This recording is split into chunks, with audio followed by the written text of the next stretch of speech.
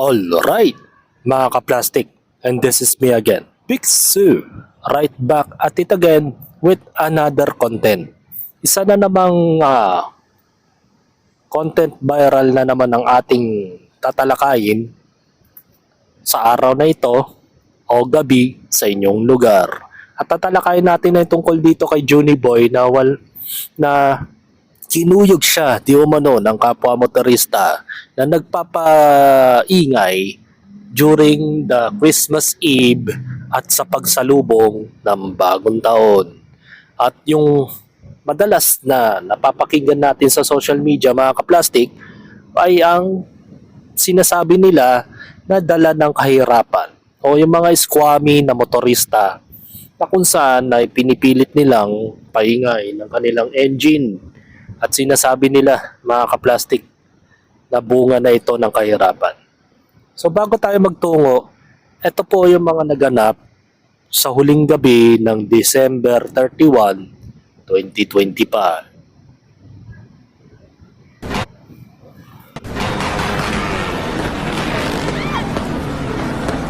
Unang kamote ay yung 2026, mga kaplastik.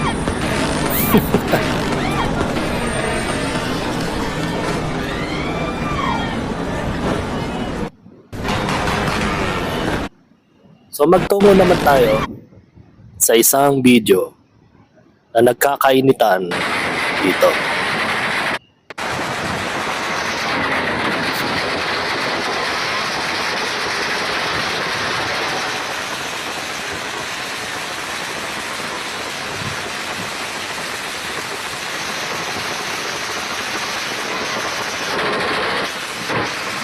Ang nakakapagtaka lang dito, mga kaplastik, bakit ang mga kapulisan ay hindi agad niresponde ang mga ganitong klaseng pangyayari sa kapaligiran, mga kaplastik. Bagamat nakakasira ito sa polusyon, diba? Nagdudulot ito ng stress sa mga hayop at sa mga tao ay also dahil sa usok na inilalabas ng motor, diba? Isipin mo yan, mga ganyan, no? Kung gaano kaingay yan.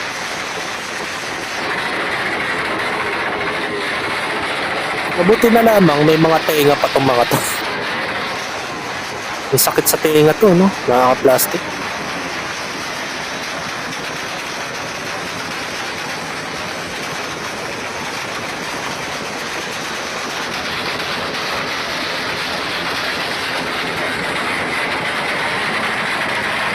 Yung Pilipinas, no? Talaga napabayaan na ng gobyerno.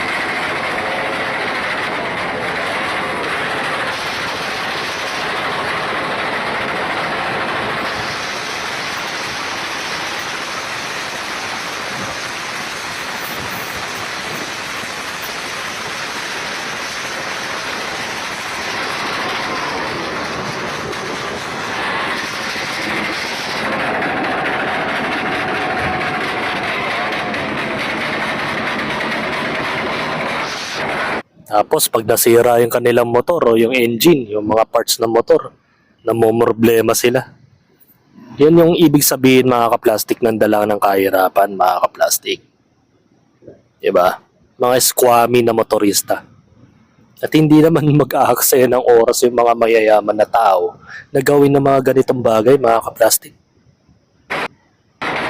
So ito pa po yung iba pang mga naganap during the Christmas Eve.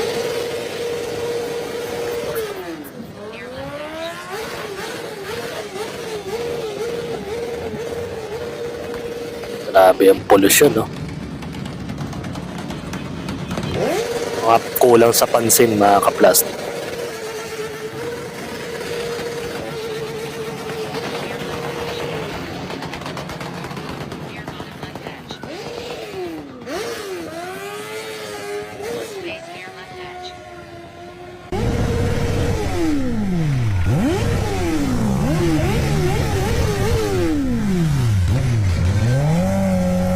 Kala niya natutuwa yung mga tao sa kanya.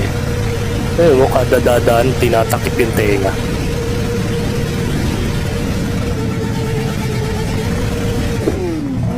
Shit.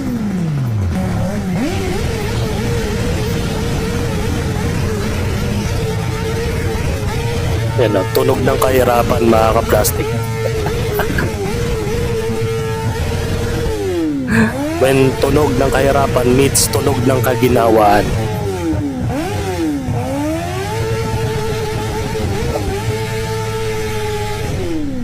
Mga squammy, mga walang magawa sa buhay mga ka-plastic.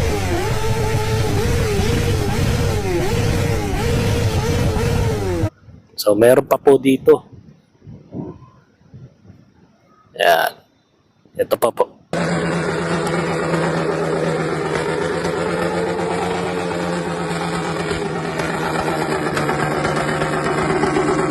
Dito kayo matatawa sa pangyayaring ito. Yan o, binuhusan ng gasolina. Tama lang yung ginawa mo, kuya. Saludo ako sa'yo, bro. Baga para matigil na yung katarantaduhan nila, buhusan mo ng gasolina. Yun nga lang, baka pwede siya makasuhan. Malicious mischief yun, mga ka-plastic. Panununog ng property. Sabi nga sa comment eh. Yan, huling ngiti ng 2025. Sa tabi ng shop ko yan, ay na ako pala yung nagdala ng fire extinguisher. Okay. Dapat pinabayaan mo na lang eh. Jerimar. Yun, sabi ni Almar, sarap sa tenga, natigil ang ingay.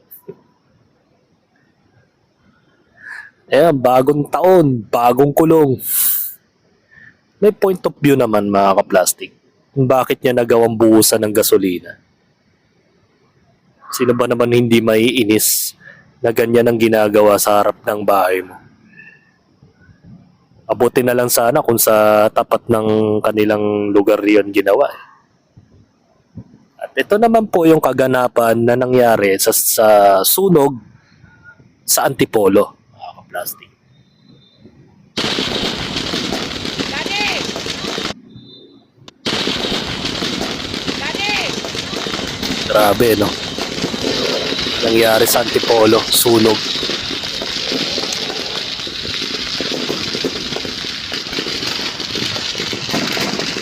Hindi pa nakakabawi ng puhunan yung may-ari ng tindahan na yan, mga ka-plastic.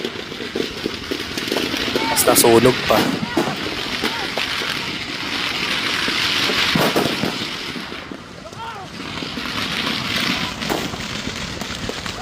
Malaking palaisipan yan mga ka-plastic kung paano nasunog yan. At paano yon nagkaroon ng apoy dyan.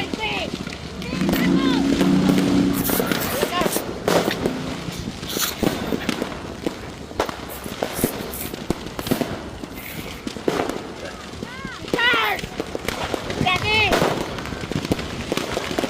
Sumuuna! Ito! Daddy!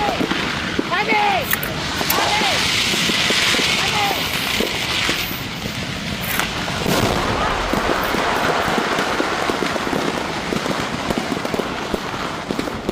Hindi!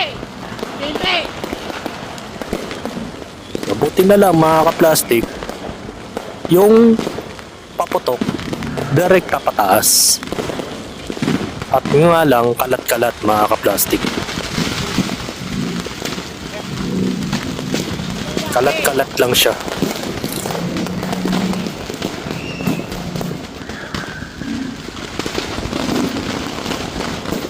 Sansandako po siya sumasabog. Grabe yan nangyari, no? Nawalan ng puhunan, nalugi pa. Dad!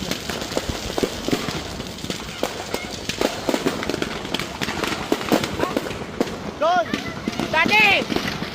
Umalis ka dyan!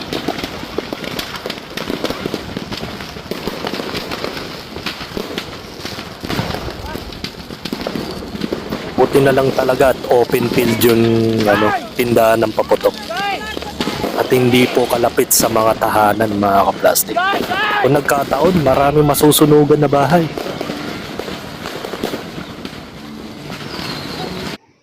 Wala pa tayong source kung anong punot dulo ng pangyayaring na yan, kung bakit nagkaroon ng sunog mga ka-plastic.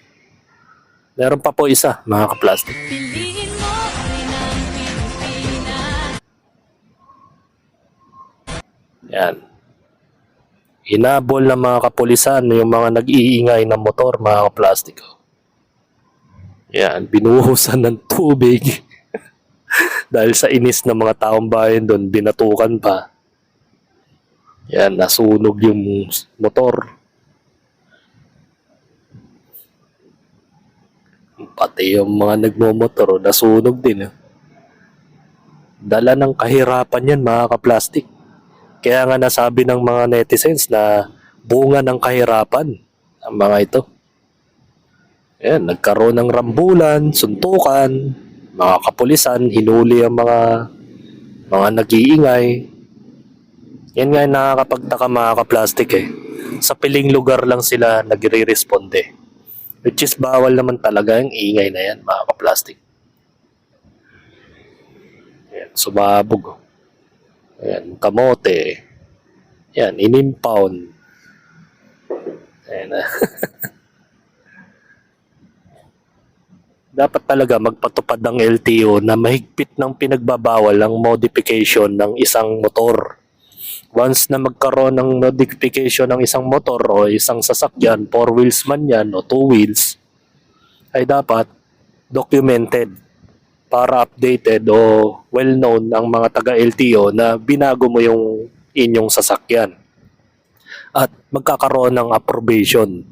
At kung halimbawa magkaroon ng approbation, mga kaplastik, i-review nila yon para malaman talaga nila kung pwede ka talaga mag-modified ng motor o ang layunin mo lang sa pag-modified ng motor is mamimerwisyo ka lang ng ibang tao o magkakaroon ka lang ng noise pollution o smoke pollution, mga kaplastik. So sana magkaroon tayo ng ganun implementation. Attorney Yusek Lacanilaw, sana mapakinggan mo ang aking sinasabi na sana magpit din yung ipinagbabawal sa mga motorista na mag-modified ng mga motor. Kailangan meron tayong permit, mga kaplastik. Magkaroon tayo ng permit na talagang ang pag-modified ng motor ay layunin lang talaga is mapakonvenient ang isang bagay o ang layunin lang naman nila ay magkaroon lang ng pollution o matinding nuisance sa lugar, mga kaplastik. So, bagamat illegal naman talaga itong mga ginagawa nila, mga kaplastik, hindi mapigilan eh. Kasi mahina ang batas dito sa Pilipinas. Walang pangil. Even ang mga kapulisan, wala na. Hindi na inire-respondihan yung mga ganitong klaseng insidente. So magtungo tayo kay Johnny Boss na nagba-viral ngayon sa social media na kung saan ay kinuyog siya ng kapwa motorista sa di malamang dahilan. So panoorin natin yung video.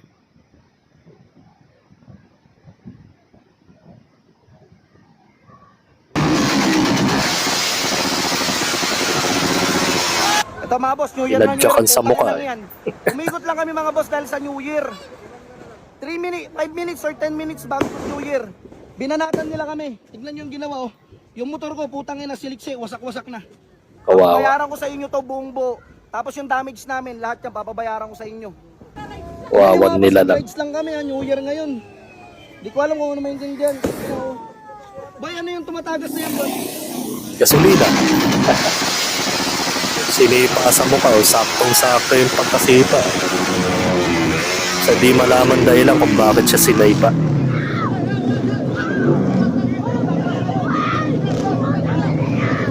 Pinagkukuyog siya ng mga motorista dun. May higit 5. Tinatayang 10 ang kumuyog sa 2 taong yun. Talagang ginangster siya, mga kaplastik. Kawawang Johnny Boss.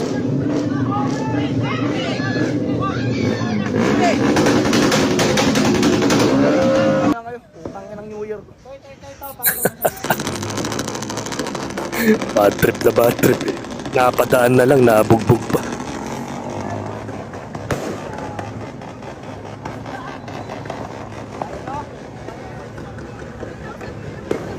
No show na yung mga suspect kung kailan may pulis.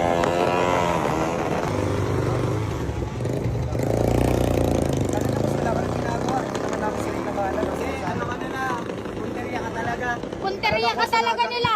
Na paano ka? Ayan nga, utang ino.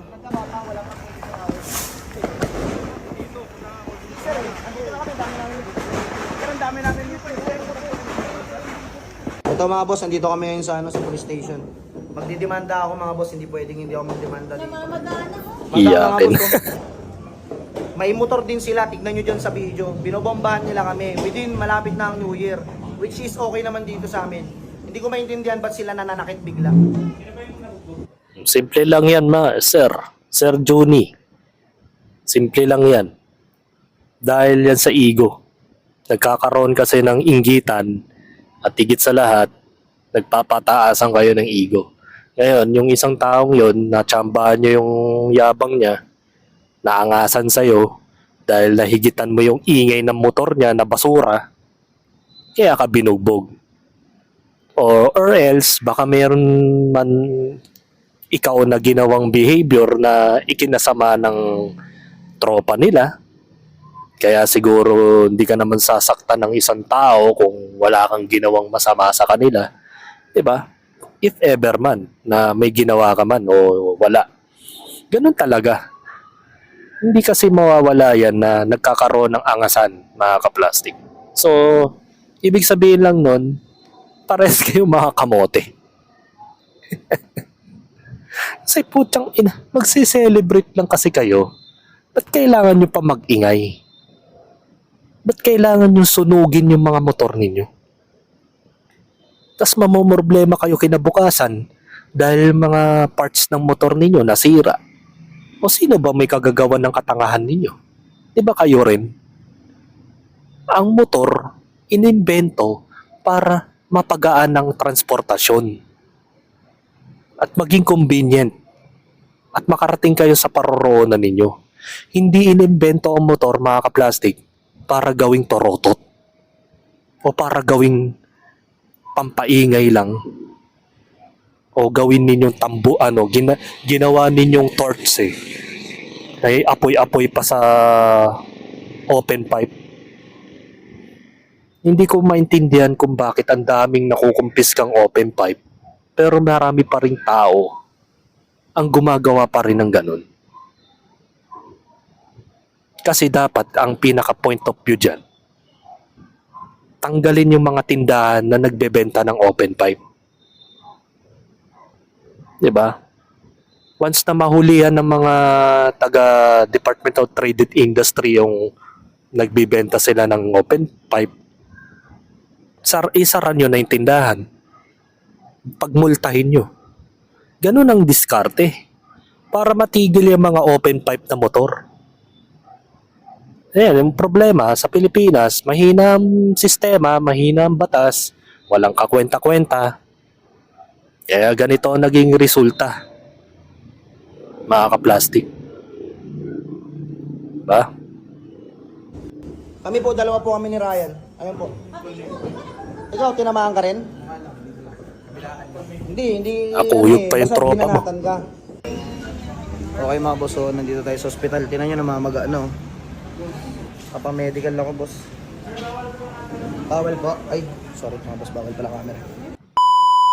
Alright mga boss, so nagpa-medical na tayo. Hindi kasi pwede mag-video sa loob, nagpa-x-ray na. Tingnan nyo mga boss, yung nangyari. Oh. Hindi ko papalagpasin to mga boss. Kumangos tuloy bigla yung ilong mo. Ayaw namin lumaban ng bardagulan dahil meron tayong ginagalawang maayos na buhay eh. Ayaw nating masira yung buhay natin dahil dyan. Dadaan na lang natin sa legal. Baka nyo. Hirap sa inyo eh. Pag nasasaktan na kayo, sasabihin nyo gumagawa kayo ng marangal. Ngayon, pag hindi kayo nasisilip, kung ano-anong kabobohan yung nangyayari sa kalsada. Diba? Parang kulang pa. Sabi ng isa sa mga friends ko sa Facebook. Yan, sabi nga nila, build ride. Akala nila ikaw si Joker, kaya binigyan ka na tuloy. Yan. Tama nga yung aking sabi ni Paulo Bang, nasa pawan pare, kaya kasi kayo maangas. Yan. Marami nagsasabi kasi sa pawan sa ingay ng motor. Pero yun kasi ang nagdudulot eh. Imbis na kasiyahan, nagkakaroon ng sakitan. 'Di ba? So wala tayong magagawa. Ganun kasi ang toxicity nangyayari sa Pilipinas. At sana po mapakinggan po ng LTO ang aking mungkahi na sana higpitan nyo na rin ang mga implementations ninyo di lang sa pagkuha ng lisensya, pati na rin sa pagmamodified ng mga sasakyan. Dapat fully documented din yan. Once na ma-modified kasi ang isang sasakyan, hindi na siya tugma doon sa ORCR o sa dokumentong inirehistro ng motorista sa LTO. Kaya ang nangyayari, nabili mo na yung Mio 125 ng normal, magugulat na lang yung LTO na modified na pala yung nirehistro mo. Kaya panibagong rehistro dapat yun kung binago nyo man ang inyong motor. Kahit pa sabihin mong rear light lang ang binago mo dyan, o yung tambucho man, o yung gulong, dapat fully documented para malaman ng LTO na binago. At saka dapat may approval na dapat papasa sa kanilang approval na kung halimbawa ang layunin nyo lang sa pagbabago ng sasakyan ninyo is mag-ingay lang, ay hindi pasado. Pero kung ang layunin nyo naman na pag nag-modified kayo ng isang sasakyan o motor ay pawang kailangan, it necessarily na i-modify dahil para sa negosyo, para sa isang taong hindi marunong bumalanse ng motor. Halimbawa, yung motor mo is 2 wheels, gagawin mong trike. Ayun, reasonable. Pero kung halimbawa, ang reason mo dun sa pagmamodified ng motor mo is parang kasiyahan lang, manggugulo lang, magkakaroon lang ng pollution, wag na. Wag nang payagan ng LTO. Sana may ganung proseso para sa gayon ay manatiling maayos at maganda ang kalsada. So hanggang dito na lang ang aking opinion, and this is me again, Big Sue, lagi nagsasabing ang mga plastic ay matagal mabulok dahil ang mga plastic ay toxic. Kaya, what's up mga ka-plastic? And this is Kambid, commentary video ng video live stream. Signing out. Alright. Mga ka-plastic, kung nagustuhan nyo ang aking video, isubscribe nyo lang ang aking channel. At the same time, i-hit nyo rin ang notification bell at yung all para ma-notify kayo sa aking susunod ko pang video sa aking YouTube channel. Maraming salamat po, mga ka-plastic.